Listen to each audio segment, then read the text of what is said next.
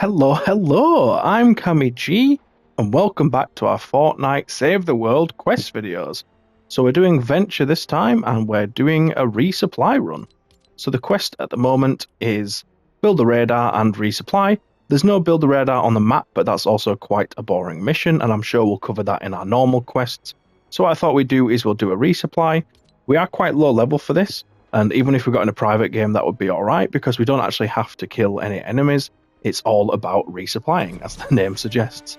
So we're just going to be going around the map, farming. Usually on the map, it will give you the objective to get trees, rocks, and then pick up some supply crates, which are just scattered, usually around the edge of the map. And then you have to search 30 objects as well. When you're in a city map, you may also get the objective to harvest cars. And I believe there's an extra one if you're not in a city map, which I can't for the life of me think which it is. Or it might just be the two. Oh, we have vehicles on this map, actually. And we don't have trees. Ah, interesting. Didn't see that coming. I don't know what type of map we're on. For it to be cars. Are we in a suburbs map, perchance? Ah, we're in suburbs, so that's probably why we have cars.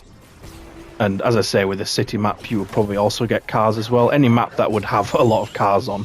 Obviously, if in a foresty map, you're probably not going to get that because there's not going to be any cars around, or there might be a handful. But yeah, usually when you find these crates, you'll see them scattered about near each other. These are very neatly... Jesus, there's loads here. Don't usually find this many together. Obviously, you can because... Oh, Jesus Christ. You can because it's happened now. I'm just going to throw my teddy down here while these velociraptors scrap. We should be able to get all 10 here then, I think. Usually you'll have to get 2 or 3 clumps of them. But when you find one, you typically find more with it. So yeah, we've done it. There was still more to get there, but we've done it. So no worries with that. So you can see the objective on the left. For the main objectives, you just need to search 30 things, harvest rocks and vehicles, and then, as I said, the supply drops. Supply drops? Well, yeah, there's supply drops, I guess. That's more of a battle royale thing, I suppose, but there's supply crates. Doesn't really matter what you call them. Then there's usually some bonus objectives, so the bronze one can vary. Collect mushrooms is a standard one. There's also sometimes one to potentially eliminate pictures, or is that the eliminate and collect? I think that might be the eliminate and connect. Collect blue glow is there. I think you often get complete rifts. So 2 of those, I think, is the objective. Ooh, we've got a troll here. I'm actually going to do this because we have a side quest for just general, missions, not to do with ventures. It's just general account stuff, and we are getting elementals now as well. Yeah, this is a lightning nature, even, is the right phrase for it. But yeah, the quest is to get a troll key.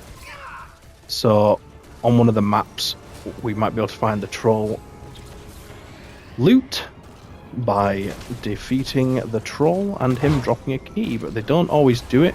And the only maps I recall actually seeing one of those where you get like a chest as a reward after killing it is the Canny Valley ones in the desert. So, I'm going to be interested to see if we can actually find that around here. Or maybe it's meant to be a quest for when we get into Canny. I don't know. It might just be sat in our quest log for ages then. We've actually done all the rocks now, so we've got inside the circle to the middle of the map and look for some more cars. Well, it says vehicles, so yeah, like buses and stuff count as well, so we can do those. Oh, didn't fully destroy that. I think there might be a chest in here. I saw a weird lighting thing going on at the back corner. Ooh, hello. That looks like a tall safe to me. And those bad boys usually have decent loot in them. Nice. Definitely worth coming over then. I thought I saw sort of glowing. Now for the search anything part, it can be quite difficult sometimes, but if you're in a foresty map, you can get these leaves on the ground and bushes. A lot of them are able to search. Ammo crates also count. But if you're in a map like this, the easiest thing to do generally is to go to a building and then just look for boxes and stuff. Inside buildings, you get loads of stuff that you can search, including enemies, apparently, so obviously you got to be careful with that. Be careful not to die. So we'll just leave, go to a house over here, which is also infected with enemies, but that's fine. We'll just go downstairs. So yeah, just look for objects that look like they're still in pristine condition. They're generally the ones that you can search. And then once you've searched them, you'll notice it looks like it's been scavenged. Honestly, it's really good environmental design. So yeah, just literally go to houses and stuff. If you're in an industrial map, go inside the warehouses. You can usually find shelves, crates, all sorts of stuff. And there we've done. We've got 5 minutes left as well. 5 minutes to spare. Lovely stuff. One easy mission.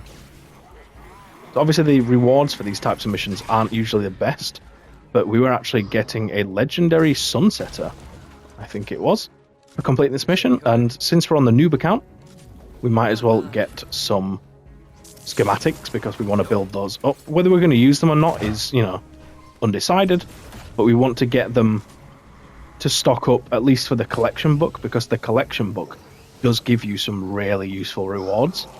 So it's useful to get that going. It can help you progress. It's definitely something you don't want to sleep on when you've got a new account. If you are new to the game or whatever, make sure you are putting stuff in the collection book. Obviously, don't put in stuff that you want to use. If you are knowledgeable on the game and know the type of heroes you want to play as and stuff like that, obviously any other heroes you get, you can feel free to just pop in there, which is what I've been doing. So now that I've got a few more heroes under my belt, I've been just putting the ones in that I know I'm never going to use, like decoy cooldown on Constructor. I don't care about that. They're going straight in the collection book. Shock Tower heroes, I've put those in the collection book, although I have had extra ones of them, so I do still have some, even after putting them in the collection book. Yeah, just if you know you're not going to play Ninja, for example, you can just put any Ninja you get in. I got a Crescent Kick one, I've put that in. Obviously, if you have two of the same hero, just put one of them in. It doesn't matter which one you put in. The only difference is if one of them's leveled up and the other one isn't, and you're going to use the one that's, leveled up, put in the lower level one. If you're never going to use that hero again, you might as well put in the leveled up one.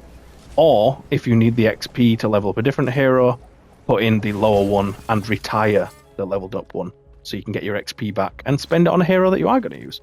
Either way works. It depends which way you go about it. If you put in a hero that is leveled up into the collection book, it will level up the collection book more than just the basic version of the hero, the level 1 version. So it's something you want to weigh up. It's probably better to retire them when you're first starting out, because you probably want that XP to level up some heroes and test what sort of builds you might want to use. So, probably wait until later in the game to spend your hero XP on those and your hero manuals.